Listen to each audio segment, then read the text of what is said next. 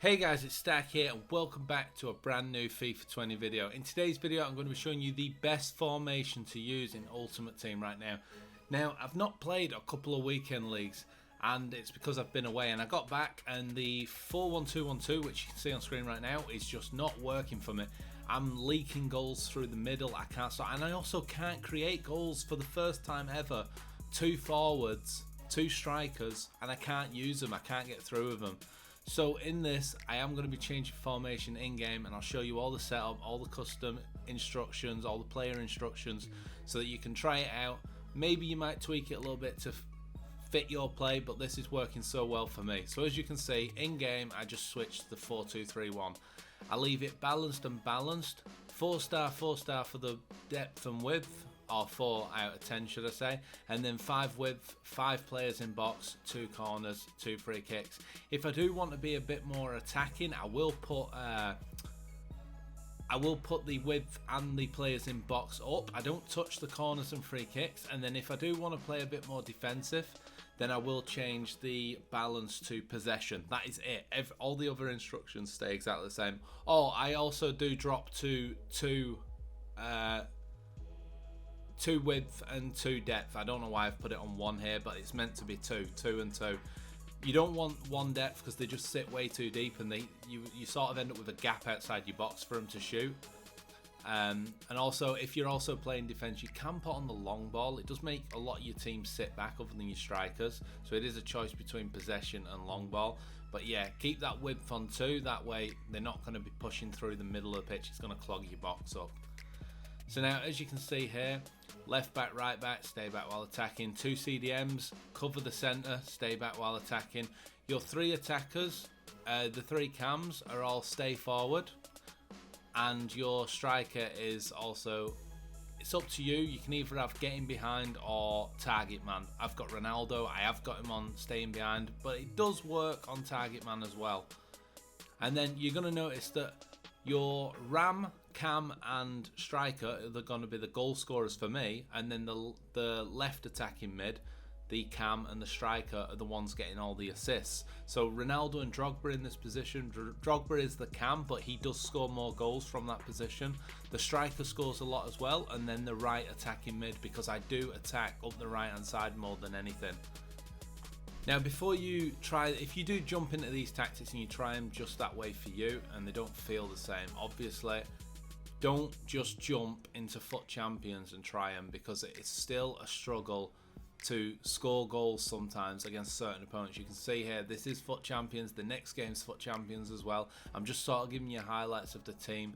This guy was easy to get through in the defence, but it was just the fact that I had a lot of shots and his defenders were always there to save him at some point. And then once I scored a couple, it got a lot easier. I didn't leave the second goal in the game because he must have thrown his controller, because he didn't kick off, and then I tackled him, ran straight through and scored. But the rest of the game he's playing, my next opponent was really hard, and it's just adapting, learning to adapt to beat your opponent. So for instance, in this one, this guy could not handle the fast-paced attacks. If I took my time, this guy always had defenders to block. But my next opponent, he's constantly sitting back, he's not pressuring me, and I was trying to rush and I was trying to fight my way through his defense. I could not get through, and then I think it's in the second half I finally get the breakthrough, score a goal, because I started taking my time, waiting for a gap, letting him press me, and then using that gap. But yeah, as I've said, obviously the Lamb is my Heung-min Son. He doesn't score a lot, but he gets a lot of assists. I do get in the box, I just don't, he's never really in the position to shoot. Whereas my right attacking mid, who at the moment is Dalglish, before that was the Scream Aguero, he was very good there. Obviously I've had some good players. One of the best players I was playing in that Ram position was normal Mo Salah, and I loved him there, and he scored a lot of goals for me.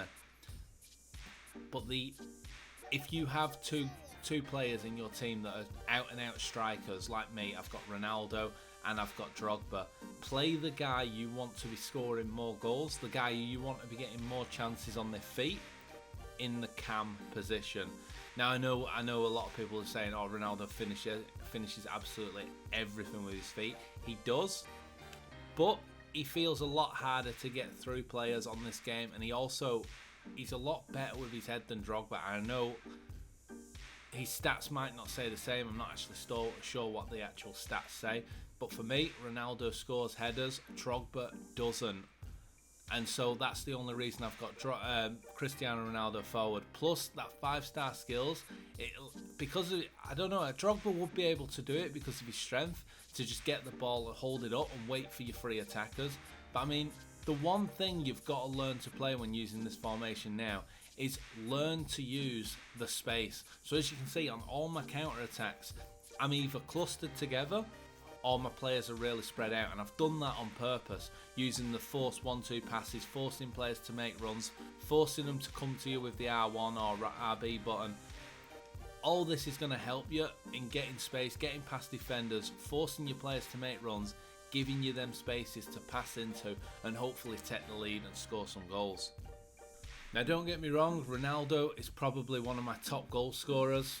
I am considering getting rid of him. I do feel like he lets me down, and also Drogba. Drogba is awesome. He scores every chance he gets, but I just feel if I had someone there that could get a few more chances, I'd be scoring more goals in a game. So I am considering actually dropping them for players that have more balance. And I think that is just the key to this game. Balance is the meta, it feels like.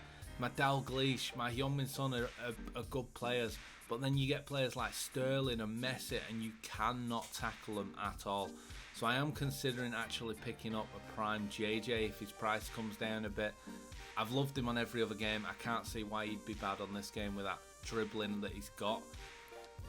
But yeah, if you are going to try it, make sure to give it a few practices, even in squad battles first, get used to where the players are, jump in rivals, play a few games of that before you go into FUT Champs. If you go straight in with a new tactic, you're going to suffer because you're not going to feel, it's not going to feel right in any way.